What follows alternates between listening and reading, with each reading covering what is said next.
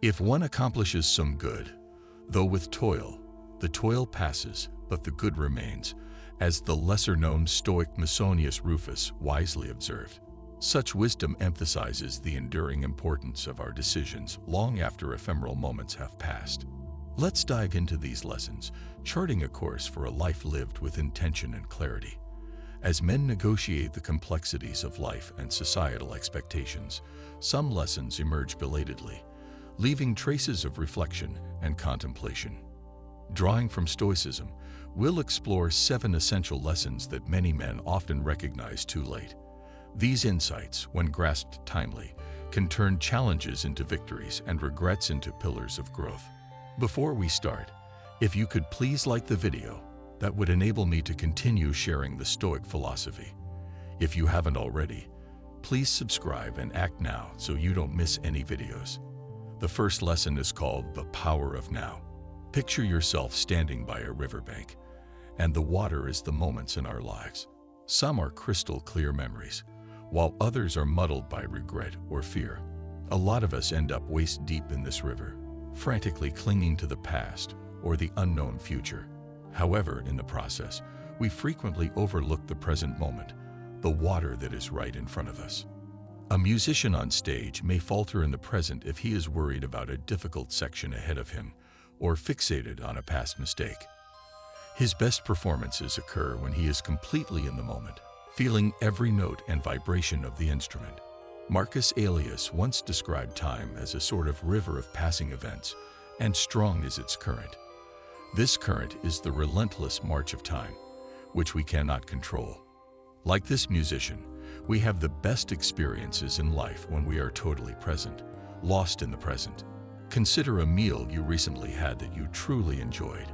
When you focus only on the flavor, texture, and aroma, instead of getting sidetracked or thinking about other things, you experience the true essence of that moment. Similarly, think back to a conversation you had with loved ones. When you are truly present, paying close attention, and appreciating the time spent together, relationships grow and become more meaningful. While Heraclitus predated Stoicism, his observations on the fleeting nature of life had a profound impact on its principles. He said, "A man cannot step into the same river twice because it is not the same river, and he is not the same man." This highlights the uniqueness of each moment and the fact that it can never be truly revisited in the same way. By appreciating the present, we enrich our experiences now and also build richer memories for the future. So, while we navigate the river of life, it's worth considering. Do we want to constantly chase or anticipate moments, or do we want to truly experience the richness of the present? Lesson number 2. External validation is fleeting. In our connected world, it has become all too common to gauge our worth based on the opinions of others. We chase after those virtual thumbs-ups and seek recognition at our workplaces or some other time. Epicurus, a great Stoic philosopher, once said, "Do not seek to have events happen as you want them to, but rather want them to happen as they do self, and your life will go well." Interpreting this, we can see that when we tie our happiness and sense of worth to external validations, we cede control of our inner peace to the whims and fancies of the world, which is constantly shifting and unpredictable. Consider the world of social media influencers. Their status is largely determined by the flow of likes, comments, and followers. However, digital environments are notoriously erratic. What's hot one day may be old news the next. If one bases their self-worth on these erratic metrics, it becomes a shaky foundation, leading to emotional instability and ongoing dissatisfaction. By anchoring our sense of self in timeless values like wisdom, integrity, and compassion, we create a foundation that is resilient to the constantly shifting sands of public opinion. Stoicism offers an alternative viewpoint. It encourages us to look inward, to find validation from our own principles and virtues. So, as we go through life, let's ask ourselves, do we want our worth to be a reflection of external, frequently arbitrary metrics, or do we seek a deeper internal acknowledgement that endures despite the ups and downs of social validation? Lesson number 3. Things don't determine value. We live in a time of luxury and materialism, with glittering skyscrapers, fast-moving luxury cars, and the glitz of designer labels. However, Stoic philosophy offers a starkly different perspective, one that emphasizes the tangibility of true worth. Such wisdom highlights the fact that, while consoling, external riches may not always equate to inner pleasure. Marcus Aelius wisely observed, "Very little is needed to make a happy life. It is all within yourself, in your way of thinking." Think of a story about two artists. One was well known, his paintings bringing him enormous wealth, but he lived a life of luxury, always looking to the outside world for approval. His happiness always depended on the next sale. The other, less well known, enjoyed the creative process immensely, appreciating every brushstroke and the feelings it portrayed. His wealth was not money but happiness, not praise but self-awareness. While material comforts can add color and texture to the grand tapestry of existence, our inner virtues and the richness of our character are the enduring threads. Stoicism gently nudges us to realize that material possessions are but temporary fixtures in our lives. They can be lost, stolen, or rendered obsolete. But virtues like wisdom, integrity, and compassion, these are treasures that neither rust nor decay, illuminating our lives from within. Allow the lessons of the Stoics to motivate us to live a life in which the depths of our empathy and understanding, rather than the possessions we own, define our worth. Fourth lesson: control versus influence. The human psyche is ingrained with the perpetual quest to control our lives, our circumstances, and the world around us. However, Stoic wisdom offers a transformative perspective, the realization that there is a vast difference between what we can control and what we can only influence. In his profound simplicity, Epictetus revealed it thus: "We control our moral will and our reasoned choice. Things that are outside our control include our country, our parents, siblings, children, possessions, and our body and all of its components." Let's use a contemporary example to explain this. Picture yourself as a sailor navigating a large ocean.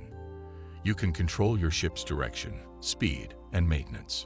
You cannot control the ocean's currents, the weather, or the unexpected obstacles that lie beneath the surface. However, you can control how your ship responds to these factors by using strategy, skill, and experience to maximize your voyage. This distinction, although it may seem elementary, has far-reaching consequences. Rather of wasting our energy in an attempt to control the uncontrollable, we may act effectively and purposefully when we know where our influence rests. As an example, a professional working on a team project can affect the group dynamic by effectively communicating, setting an example, and encouraging a collaborative environment, all of which they cannot control about their colleagues' behavior, attitudes, or timeliness. By internalizing this philosophy, we can break free from the exhausting pursuit of trying to control every aspect of our lives and instead focus our efforts where they truly matter and can make a difference. By doing this, we can not only find peace in accepting the uncontrollable, but also realize our true potential in areas where our influence can shine brightest. The Stoic dichotomy of control is a powerful tool for modern living. Lesson number 5. Emotional mastery is strength. Emotional expression, particularly when interpreted as vulnerability, has been mistakenly associated with weakness in many cultures and societies. Men have been particularly susceptible to this stereotype, with the expectation that they will maintain a stoic, if pun intended, facade in the face of hardship. Seneca, a great figure in Stoic philosophy, noted, "We are not granted perfect control." But Stoic philosophy teaches us a different lesson, that genuine strength isn't in suppressing emotions, but in conquering them instead. Although he was speaking about life in general, this is especially true when it comes to emotions, which are a normal and essential component of being human and can cause more serious internal conflict if denied or repressed. Consider emotions as strong rivers. If left unbridled, they can overflow our minds, cause mayhem, and lead us astray. But if we channel, block, and direct these rivers, They can become tremendous energy that propels us ahead. Building these barriers and channels is what we mean when we talk about emotional mastery. It's not about taking the river's path, but about directing it in a way that is helpful. Real-world examples of emotional mastery include identifying anger when it arises, figuring out what caused it, and choosing a healthy way to express it instead of lash out. Similarly, for sadness, emotional mastery may involve acknowledging the feelings, giving yourself time to mourn, and then reaching out for help or taking care of oneself instead of holding them inside. When emotions are handled, they may be powerful instruments that can offer significant insights into ourselves, drive us toward our interests, and even make us feel deeply connected to others.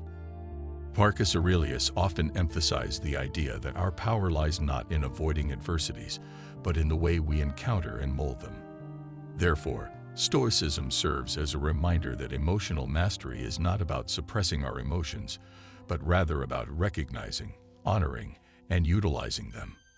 When we succeed in this, we transcend beyond our emotions and raise our whole being to a higher plane that is more profound and powerful. Lesson number 6. Embracing finite time. A keen awareness of life's impermanence is one of the subtlest yet most important features of Stoic philosophy. Although conversations about death may seem morbid to some, the Stoics saw it as an empowering instrument for meaningful living. Every sunrise we see is a gift, but it's also a subtle reminder that our days are finite. Epicurus counseled, "Don't hesitate in employing your own resources. If you do, you'll lose them." This was not just about monetary wealth, but about time, abilities, and possibilities. Like the sand in an hourglass, which gradually drains away with every moment that goes by, our time is also always flowing, pushing us to act, love, learn, and contribute.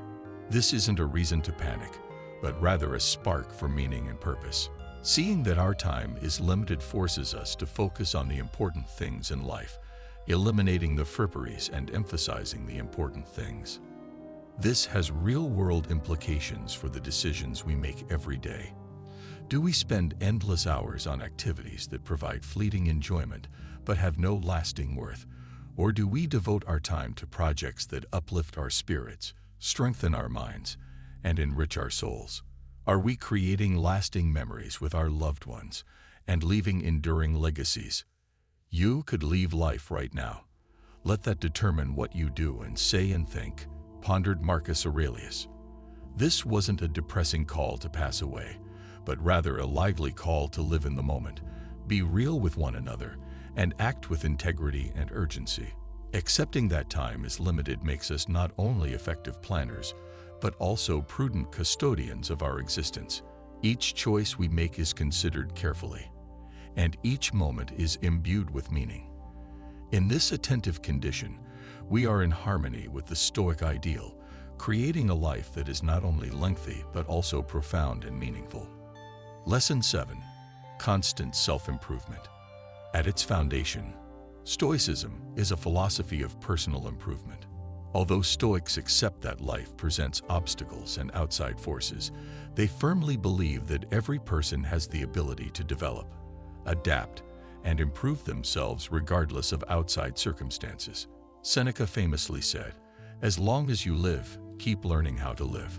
This emphasizes a continuous dedication to personal development. It's not a race with a finish line, but a lifelong journey where the journey itself is the destination. Think about an iron piece that is left out in the weather. It rusts and corrodes. However, when it is consistently hammered and heated by a forge, it becomes a sharp, durable blade.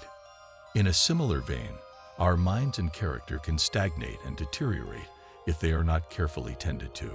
However, if we apply self-improvement discipline and conscious effort, we can become better, refined, and resilient versions of ourselves. In practical terms, this Stoic principle can take many forms. It could be the ongoing process of learning from life experiences and relationships rather than just books. It could be asking for and accepting criticism when it's difficult to hear. It could be putting aside our pride and actively working to improve our shortcomings. The Stoic emphasis on ongoing self-improvement is a beacon in a world full of distractions and where short-term satisfaction frequently takes precedence over long-term growth. It is a call to rise above mediocrity, to challenge oneself, and to set out on a journey where every step, every obstacle, and every hurdle overcome contributes to a richer, wiser, and more refined self. As the exploration draws to a close, it is worthwhile to pause and reflect on the breadth of Stoic wisdom that we have discovered. Every lesson is not merely a tidbit of information, but a compass that helps us navigate the many obstacles that life presents. It is one thing to hear these lessons. It is quite another to live by them, allowing them to influence our choices and actions on a daily basis.